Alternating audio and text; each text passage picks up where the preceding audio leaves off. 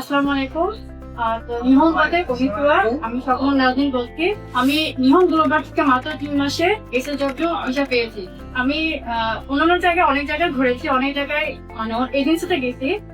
ধরেন টাকা পয়সা সবচেয়ে বড় কথা না, কিন্তু একটা বিশ্বস্ত এবং আদার্স যে সাপোর্ট অন্যান্য জায়গায় তেমন আমি পাইনি, বা ওইরকম আলোচনা করতে গিয়ে ওইরকম বুঝে উঠতে পারি।